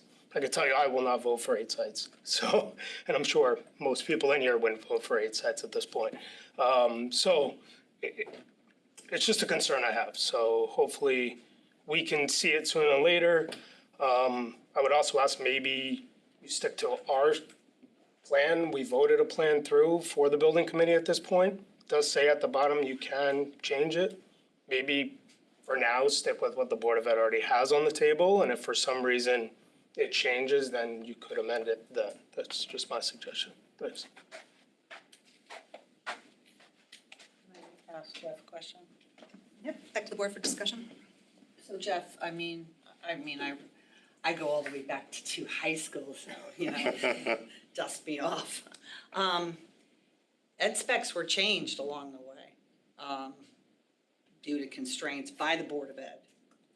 That has happened, yes. Yeah, because things happened or whatever happened, and a lot of discussions. So, are you worried that this building committee is gonna go rogue and not consult with you guys or follow your ed specs? They're gonna have to follow your ed specs. It's in the charge, which I think is important. And as I said, although the shape of this still needs to be determined, at some point when we get this report from Svigals, the Board of Ed will, make its voice heard as to what direction it prefers. And with that in mind, and with representation on a building committee from the Board of Ed, I'm not concerned that that's going to be ignored, but we just have to, my primary focus in this whole thing is just moving forward.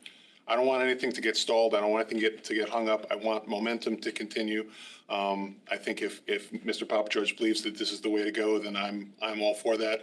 The Board of Ed, I have been very insistent through this whole process and the working group process. The Board of Ed has a voice at the table, and I think that's been heard by the working group, and I think that that's going to continue. And again, First Selectman Gerber was very insistent that he didn't want to build the building that we didn't want.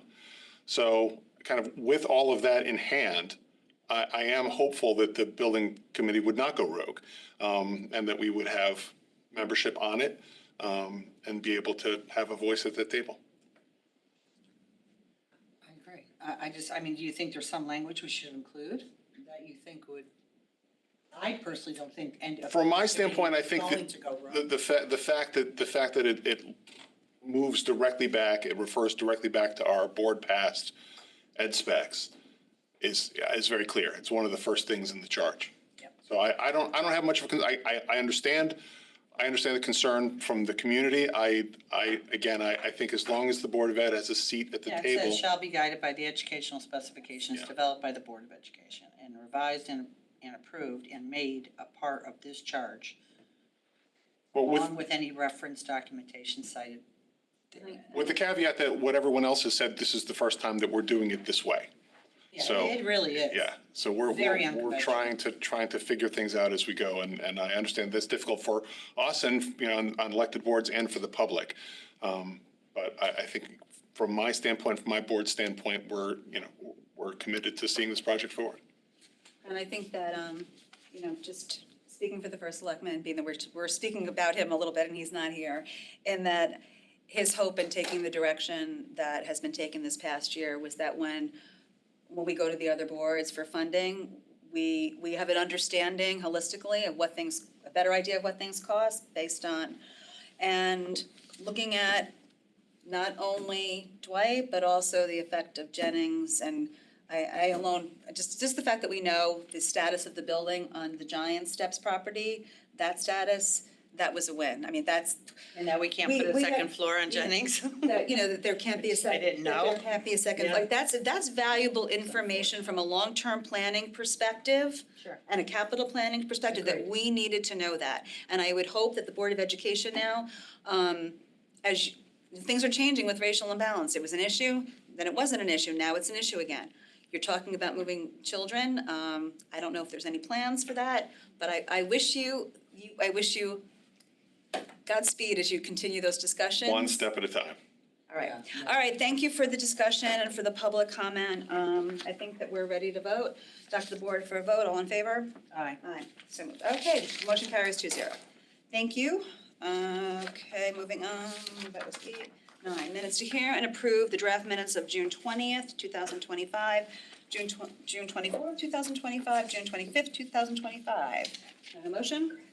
Hold on, let me. You here for all those?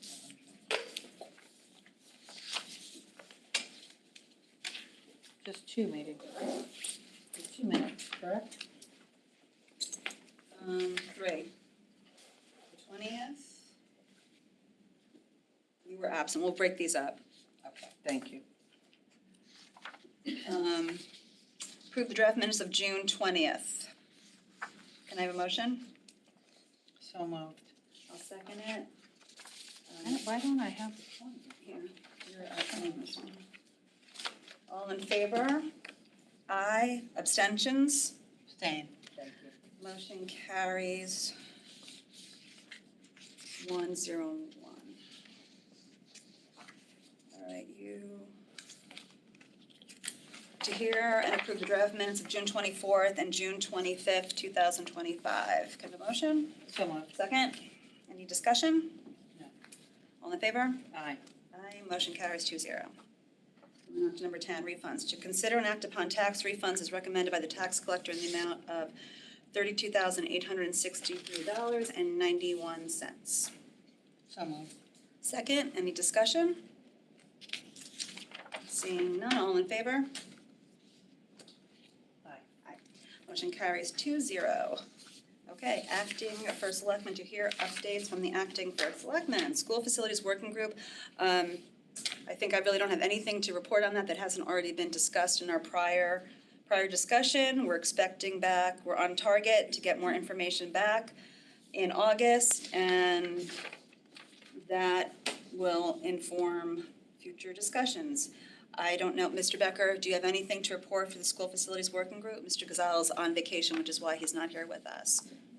Nothing that we didn't already talk Okay, so no information, nothing new on that. The charter revision meetings. Next Thursday, July 17th, the Charter Revision Commission will hold a meeting at 6 p.m. to confer with the Board of Selectmen on the Board of Selectmen's recommended charter revision changes to the CRC draft report. The Board of Selectmen voted on changes to the CRC draft report on June 24th. The memo listing these votes is posted on the CRC webpage along with other charter revision related documents. The agenda for next Thursday's CRC meeting is posted online on the CRC webpage and includes Zoom instructions for those who aren't able to attend the meeting in Independence Hall. Public comment will be taken at this meeting. The public is also encouraged to submit comments to the Board of Selectmen via email. The next step after next Thursday's meeting is the CRC will meet and act on the Board of Selectmen's recommendations and issue its final report. Which date is that again? The 17th is our meeting next week. That's our joint meeting. That's our joint meeting. And then when And do then we? the next one, they'll meet, We will. the CRC must issue, the next step after next week's meeting is that the CRC will meet and act on the Board of Selectmen's recommendations and issue its final report.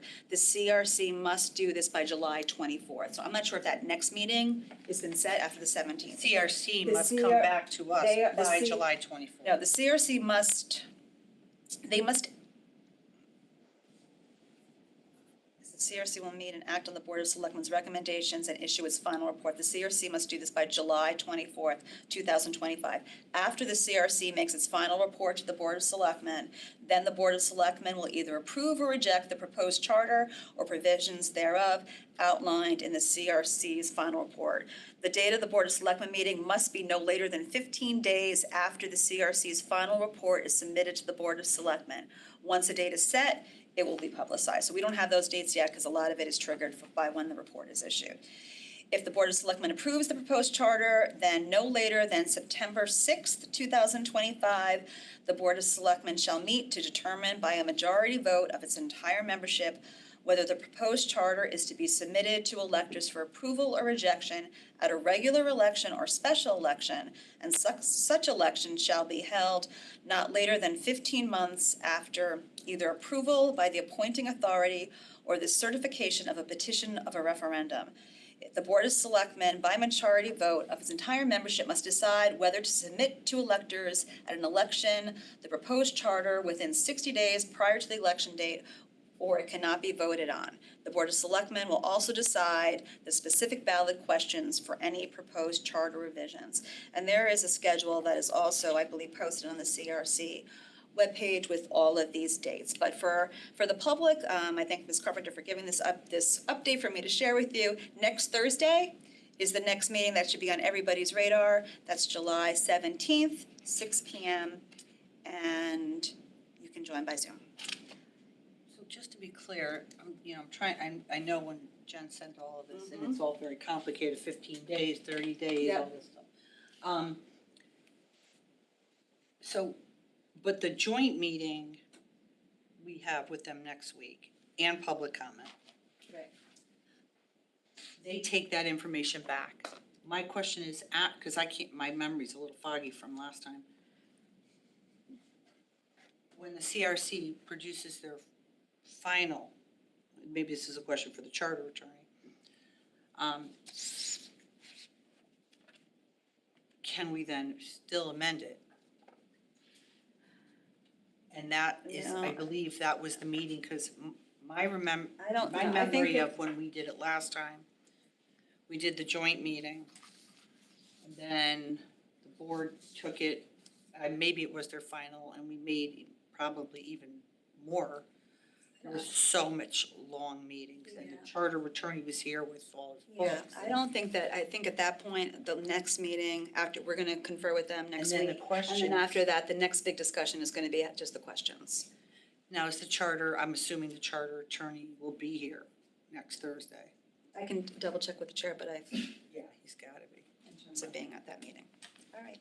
And the next item under updates, Ms. Kupchak had some questions, just an update on the parking department.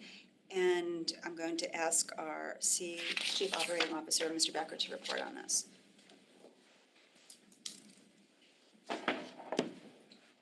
Thank you. So numerous questions were submitted, so if, okay, I'll go through them. I've written some things out to present.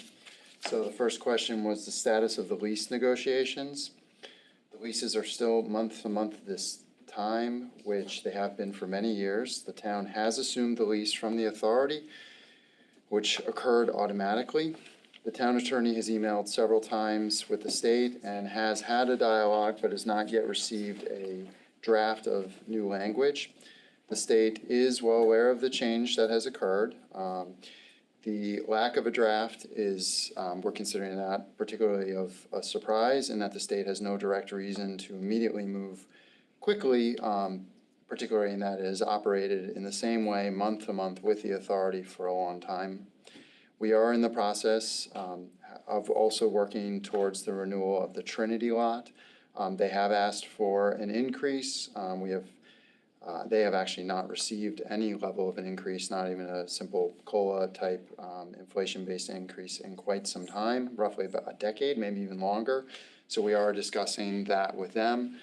We will likely bring forward a month to month under those new terms, and then eventually, once we have the state lease, come back to the board for a longer term lease with them. There's a question about the status of appointing a new advisory board now that all the members have resigned, and there is now, as of July 1, no authority in existence.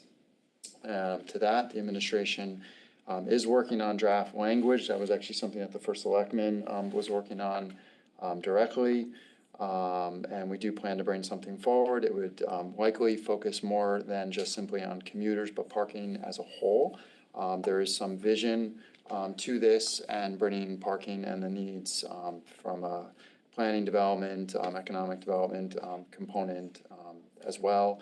So we are not ready to bring that forward yet, but I would project that would be somewhere hopefully in the August, September timeframe, give or take. So it wouldn't simply be a one-for-one replacement, but something advisory that involved broader stakeholder input, which is why it's not come forward yet.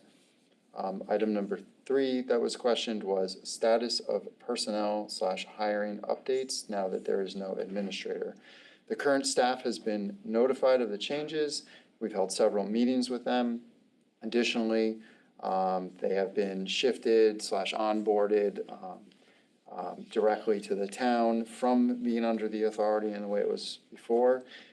We have made an adjustment also to one of the employees at the police department who had already been having parking-related responsibilities, just not what the parking authority did. And they'll be taking the lead as the manager of the combined functions. The staff has done an excellent job. I do commend them on moving things forward, coming in, doing their job, and really running the day-to-day that's in there. They're excellent. And I also commend other staff who stepped up at different times just to assist them in that in the final month and now this transition window. And we're thankful for the expertise and everyone being adaptable and really just being resident and commuter, focused and goal-oriented. Item number 4, status of the new reporting structure. So we're in the process, as I mentioned, in item number 3, of moving the parking department essentially to someone that's going to manage it that's under the police department. There are 2 different elements of parking per se in the town. We're trying to now bring this closer into alignment. This would fall under the Special Services Bureau, which had already been managing all of the other parking. They also manage the specials who've been serving the parking. So at least from the sort of the revenue and that aspect and bringing in alignment.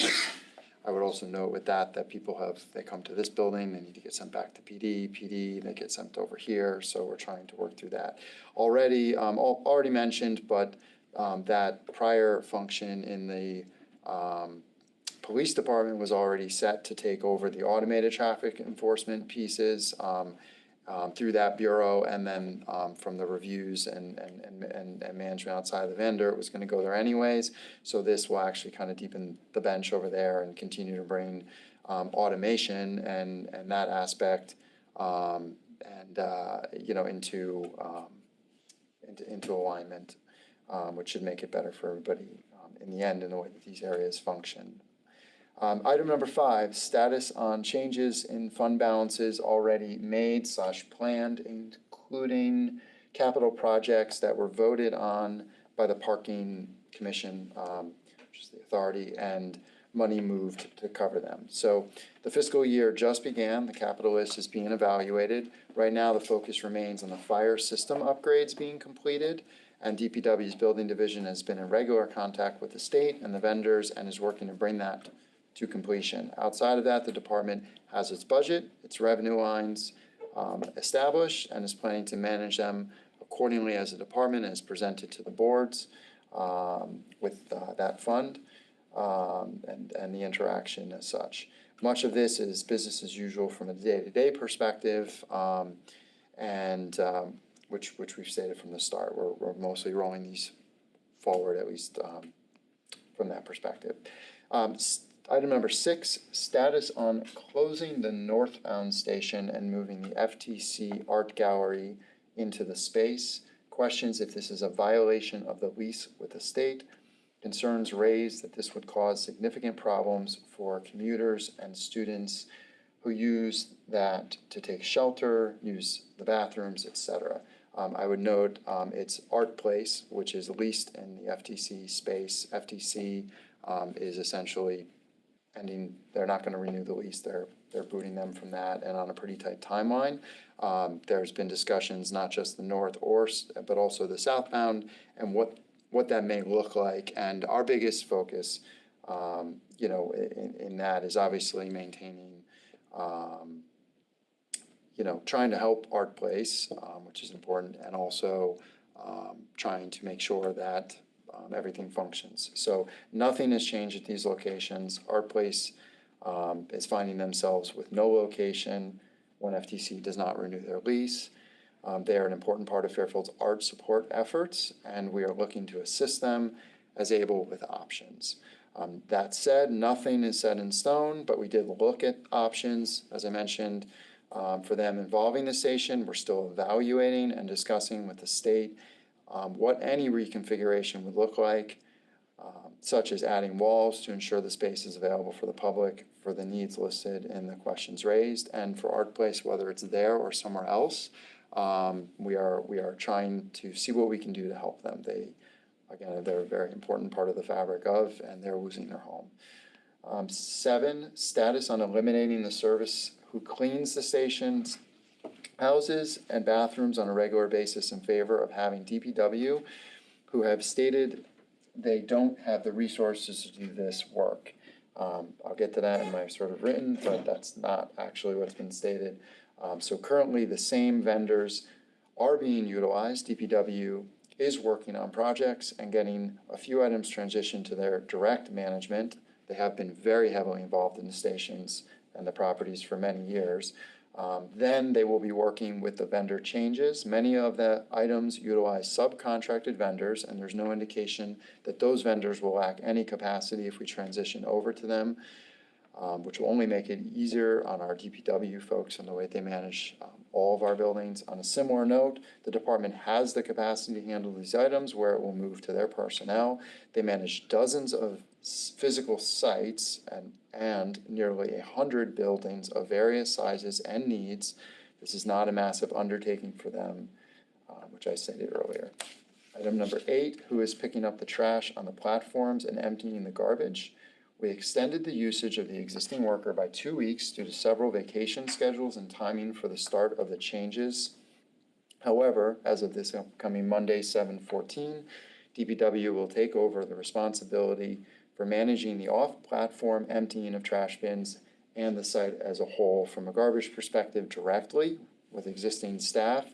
I would note that the on-platform emptying is managed by a vendor, and that is through the state, while our personnel who come on and off that site do at various times try to check in and make sure it's being handled correctly.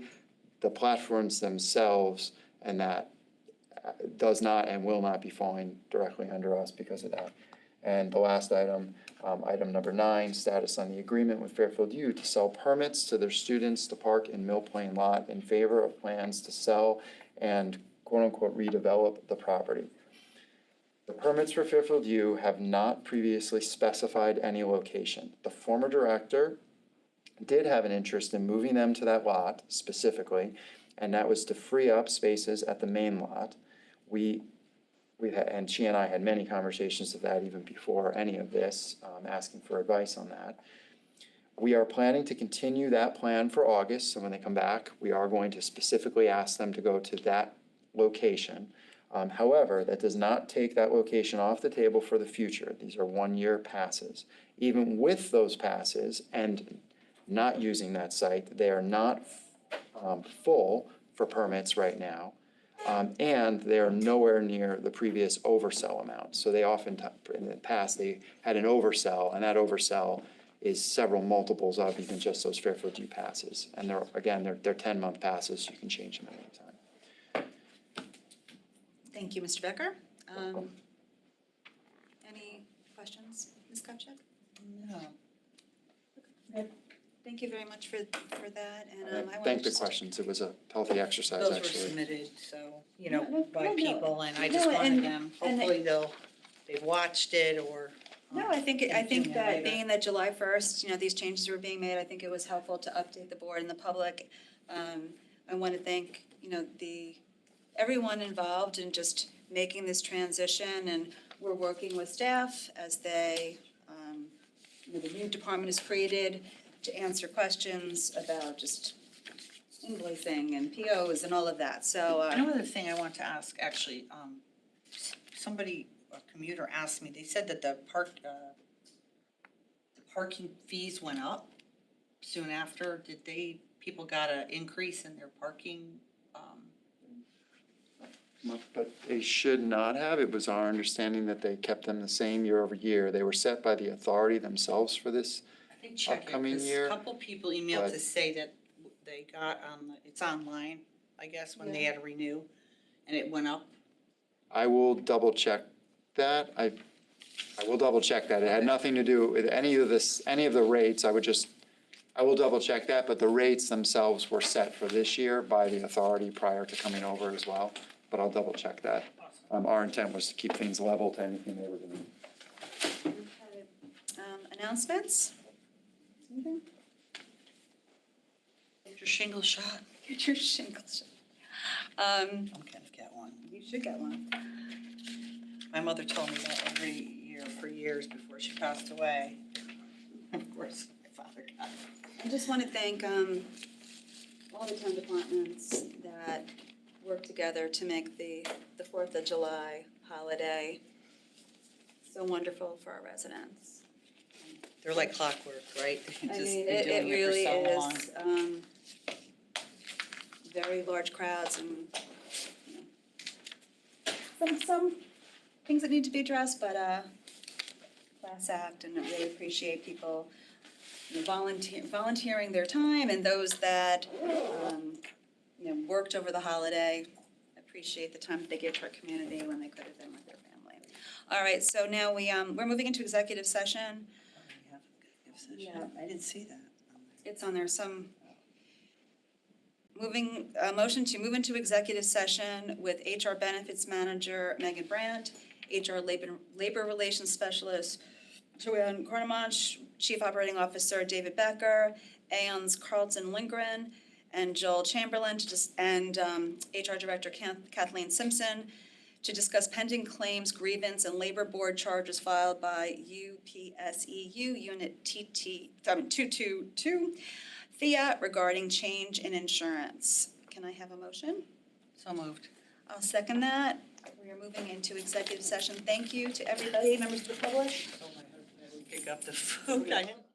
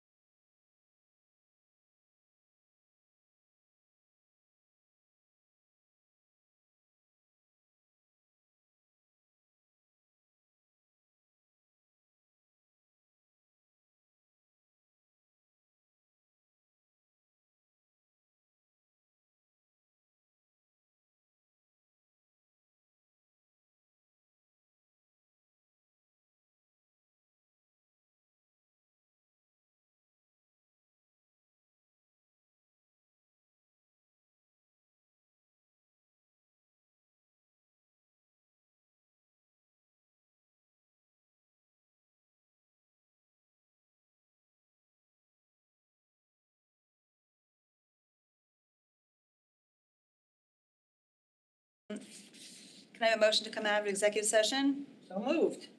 Second, all in favor? Aye. Aye. Motion carries. Can I have a motion to adjourn? So moved. Second, all in favor? Aye. Motion carries. Thank you, everybody. Have a good night.